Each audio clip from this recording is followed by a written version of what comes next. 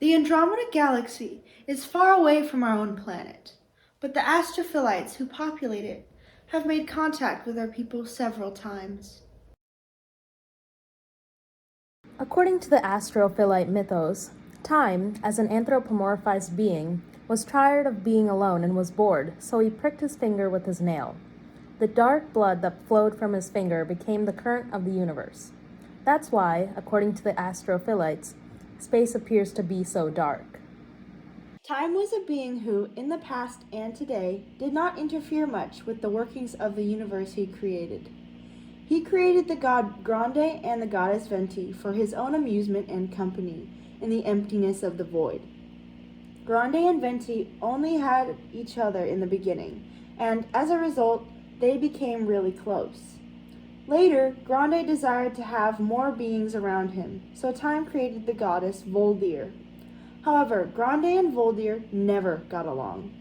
Voldir's commanding presence intimidated and infuriated Grande. This was made worse when Venti declared she wanted to stay a virgin. Time arranged for Grande and Voldir to get married to populate the universe. Later, Venti became bored with the lack of action in the universe, so she proposed to Time to have a contest between Grande and Voldir to see who got to rule the universe. Time loved her idea, and so the contest was held. Voldir and Grande presented gifts to Time, and Time declared that the winner would be whoever created his favorite gift. Voldir created the first comet, while Grande created a dark orb. Voldir resoundingly won the contest, so she got the title of Empress of the Gods. Grande was bitter, but accepted his lower position. The relationship between Grande and Voldir would only continue to deteriorate past this point. Time, in his joy, turned the comet that Voldir created into the goddess Sphinx. Time then created the god Bamir from a piece of rock that shot off from Voldir's comet to commemorate the great competition. The highest god in the Andromedan pantheon, as mentioned, is Voldir, the empress of the gods and goddess of the stars and planets. The planet Aurelia is sacred to her, and she is represented by stars. The goddess is usually described as a redhead with 3 purple eyes who is tall and somewhat muscular. She's married to Grande, god of darkness. He's usually depicted as an older, tall, lean man with jet black hair, a long flowing beard, thin furrowed lips, black eyes, and an angular face. He's represented by his black cloak. Grande's sister Venti is the goddess of gravity and is a maiden virgin. She is usually shown to be a teenager with brown hair, 1 green eye, and 1 blue eye. Venti is known to be a youthful goddess who spends time frolicking in space and playing with gravity. She's represented by the emerald. Obsidian is the daughter of Voldir and Grande, and the goddess of gems, geology, and the harvest. She's the magna mater of the astrophilites, having created them. She's described to be muscular with eyes made of sapphires, gray lips, and pink hair. She's represented by gems, especially sapphires, her sacred pickaxe, and her helmet. Bamir is the god of asteroids, conflict, and competition, and is represented by asteroids and his iron spear. He's usually depicted as a very muscular man with gray hair, 6 orange eyes, sharp brows, and red lips. Bamir is married to Sphinx, the goddess of comets. She's described as having cat-like eyes, full lips, short red hair, and red hands. Sphinx is represented with cats, comets, and blood. Debris is the son of Bamir and Sphinx and the god of meteorites. He's usually depicted as a teenager with a unibrow, black eyes, green hair, small lips, and a short, pale figure. He is represented by his meteorites. He's in love with Venti, but she is repulsed by him. The goddess Noir was created from the first star Voldir created. She is the goddess of black holes and is shown to have curly black hair, pink eyes, small black lips, and a curvy figure. She is usually represented with black holes and black rocks. Cephalix is Noir and Voldir's daughter and is the goddess of light, heat, and speed of light. She is known to be a nice, humble goddess who provided light to the astrophilites. However, She could be quite wrathful when angered, punishing wrongdoers by blinding them with a searing light and fire. She is usually depicted with long golden hair, golden glowing eyes, a short round face, full lips, and 4 arms, and she is represented by light and fire. Cataclysm is Noir's twin, born of the same event, and she is the goddess of supernovas. She is represented by supernovas and her flying carpet. Cataclysm is an asexual virgin, uninterested in marriage. She is usually depicted with white eyes, sparkly hair, 4 arms and hands, and a curvy figure. Mystic is the god of UFOs and spacecraft and is the trickster of the pantheon. He's shown to have a short, muscular figure with one eye and lavender-colored hair. He is represented by his spaceships. Necrosis is the god of death and decay. He is the child of Grande and Noir from their affair. He is depicted as 9 foot tall and muscular. He has red eyes, short white hair, a huge scar across his cheek, the origins of which we do not know, and sharp teeth. His symbols are skulls and tombstones. Interstellar is the goddess of nebulas. She is the daughter of Voldir and Cephalix. She is commonly shown as being tall and skinny. She has 1 purple and 1 blue eye, freckles, purple lips, dark blue hair that looks like a cloud, and her symbols are clouds and fog. Kyanite is the god of water and ice. He is the son of Balmir and Sphinx. He is often depicted with wild blue hair, green eyes, blue skin, and webbed hands and feet. His symbols are icebergs, bodies of water, fish, and snow. He fits the sea god archetype. Ozone is the god of air. He is the son of Kyanite and Cephalix. He is shown as being bald, tall, having blue eyes, and wings like that of a bird. His symbols are birds and the color blue. The following gods are minor gods. Hematite is the goddess of communication. She is the child of Obsidian. Obsidian created her when she saw that the Astrophilites were not able to live with each other, as they had no way of making the others understand them. Sick of the ensuing conflict, Obsidian took out her molar tooth and planted it in the ground. From that, Hematite was born. Hematite had short, spiky gray hair, 2 mouths, brown eyes, was short in stature, and had a mustache. Symbols Hematite is commonly associated with are tongues, mouths, stone tablets, and teeth. Kamai is the goddess of sleep and dreams, and the daughter of Grande and Cephalix. She was raised by Cephalix separately from her brother. Kamai is a teenager with gray eyes, long gray hair, and a short, curvy figure. She is represented by a bed, pillows, and blankets. Melanite is Kamai's older brother, and the god of sleep deprivation and nightmares. He was raised separately from Kamai by Grande, so Voldir hates him and constantly tries to kill him. Also, the 2 siblings despise each other. He is a teenager with long black hair, red eyes, prominent under eye bags, stubble, and furrowed brows. Melanite is represented by eyes and people who are screaming and crying. Graphite is the androgynous deity of arts and creativity, and is the child of Hematite. They were created when Hematite laughed for the first time. They are represented by pencils, paints, clay, and markers. They have rainbow hair, sky blue eyes, green lips, a tall curvy figure, and 10 fingers on each hand. Angle is the god of invention and engineering. He was born from the first thought of the first Astrophilite. He led to the creation of Mystic, as when he created the first spaceship and it exploded, Mystic was born from the debris. He is tall, depicted with sharp angular features, a sharp jawline, knobbly knees and elbows, and brown hair. He is represented by a ruler, a protractor, a microscope, a wrench, and metal nails.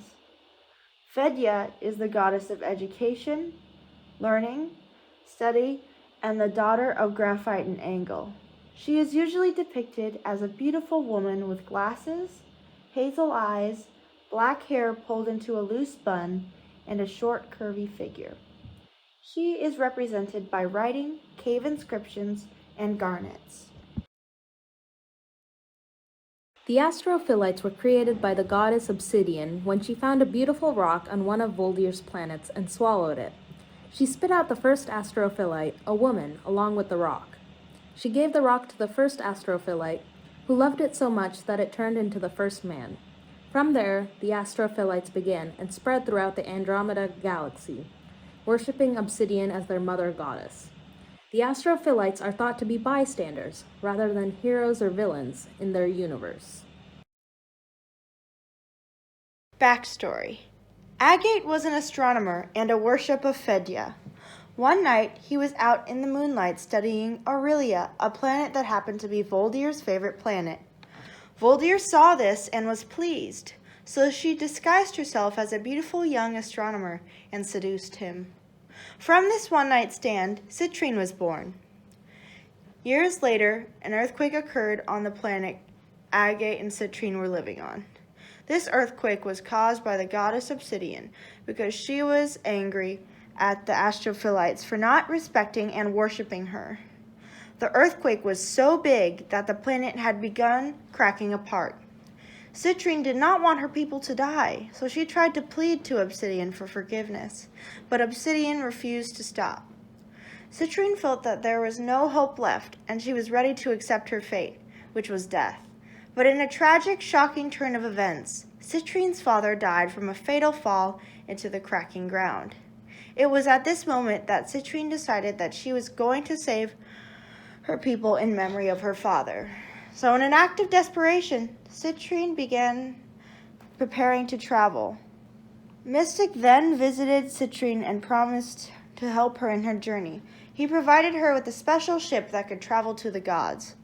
Meanwhile, there was drama amongst the gods. Grande was angry that Voldir cheated on him, so when Citrine set out to travel in space, he obscured her path to try and ensure her demise. However, Mystic, wanting to mess with Grande, created an identical spaceship and drew Grande's efforts to that one. This allowed Citrine to continue on her journey. When Grande found out Mystic's deceit, he got even more angry and cursed Mystic's spacecraft to be filled with darkness. However, Cephalix, goddess of light and daughter of Voldir, helped Mystic by providing him with light to be affixed to the front of his spacecraft, ensuring their pilots the ability to see their path. Citrine then reached Voldir and asked for her to save the planet, but Voldir said she couldn't save the planet herself because she would make Obsidian more angry, and Obsidian would destroy even more planets. But Voldir promised Citrine that she would try to convince Obsidian to stop it.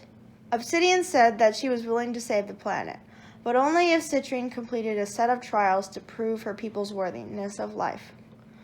First, Obsidian wanted Citrine to get her a new type of gem from a planet far away and bring it back. Then Obsidian wanted Citrine to do an order of operations math question backwards and get it right. Lastly, Obsidian wanted Citrine to go back to her planet, retrieve her father's lifeless body, and bring it back to Obsidian so that she could revive him. Citrine struggled, but she was able to complete all of the trials. Obsidian then healed Citrine's planet and gave her a token of her blessing, which was her favorite ring. So Citrine started heading home. Grande tried to stop her again, but Citrine presented Obsidian's gift to him. He recognized that Citrine had received the favor of his daughter, so he allowed her to continue her journey back home with her father. Necrosis, when angered by the Astrophilites' lack of respect towards him, decided to take his revenge. He unleashed the spirits he collected as the god of death. When they left the spirit world, they turned into horrific rocky beasts called phlogopites. They appeared to have bones and skin like a normal person, but where eyes should have been, there was instead a deep, maddening darkness. They were destructive creatures, tearing apart Astrophilites, breaking down their homes, and swallowing children. The Astrophilites were terrorized for 7 long days and nights. a group of the strongest astrophilites on the planet Aurelia traveled to the altar for Necrosis and begged him for release from the Phlogopites. They promised to build him a large temple and fill it every day with offerings to the mighty god. Finally, Necrosis relented and took the escaped spirits back to the spirit world, allowing the astrophilites to live in peace again. Thus, the astrophilites on Aurelia created the largest temple dedicated to Necrosis. Every day, priests fill the altar inside with precious stones, water, and mercury to appease the god and make sure he never unleashes the Phlogopites again. Backstory. Rose Quartz was a beautiful young woman that Noir was seduced by. They had a child named Rhodonite from their affair. Noir later broke Rose Quartz's heart when she left without saying a word. Rhodonite was an androgynous deity of heartbreak. They are the embodiment of the pain Rose Quartz felt when Noir left. Baumir and Grande were having an affair. It was a toxic love. Grande was planning to imprison Voldir and take over as the Emperor of the Gods, while Baumir was going to rule by his side and cause conflict amongst the Astrophilites as they no longer interested him. They devised a plan to defeat Voldir by creating the monster Monazite. The Monazite was controlled by Baumir. It has 12 eyes, no mouth, which is the mark of Baumir's control over it, and 6 muscular arms. The Monazite is gigantic in size, with scales covering its entire body. The Monazite wields powerful magic provided by the darkness within Grande, and this allowed the beast to transfigure objects and people, as well as cause clouds of pain and confusion from afar. It was a bloodthirsty creature, always hungry for astrophilites. Because the Monazite could not eat, it would absorb its prey by squeezing them with all 6 of its arms. To stop Grande and Baumir from releasing this monster on Voldir, Rhodonite threw a dagger with their magic infused into it at Baumir's heart, causing him to feel heartbroken and to break off his relationship with Grande. When Rhodonite made Baumir feel heartbroken with Grande, Baumir was about to unleash Monazite on Grande. However, Baumir's wife Sphinx, who was aware of his affair, cooled him down and convinced him to lock away Monazite safely. He approached Voldir and asked for help to lock up Monazite. They came up with a foolproof plan. Baumir tricked Monazite into following him into the core of a star with the promise of a feast. However, Voldir was the only one there, and she sealed him in the star. Monazite's furiousness led him to kicking and fighting to break out of the star. However, he was stuck forever. He continues to fight, as seen by the movement on the surface of the star he was trapped in. Someday, that star will collapse, and Monazite will be unleashed, once more, freed from Baumir's rule. That time will be the end of the Astrophilites and the gods. The mythology of the Astrophilites is fascinating, but not so different from the polytheistic religions found on Earth. The anthropomorphization of their gods, in particular, is something we see here a lot. The Astrophilites' stories and gods reveal the importance placed in the natural world around them, as well as the behaviors and laws that intrigue them. From our contact with their representatives, we've learned a lot about the true universality of what we thought to be patterns of human nature and actions. In time, perhaps we can reach new people in our exploration of the final frontier and understand not only the actions of otherworldly beings, but also those of mankind.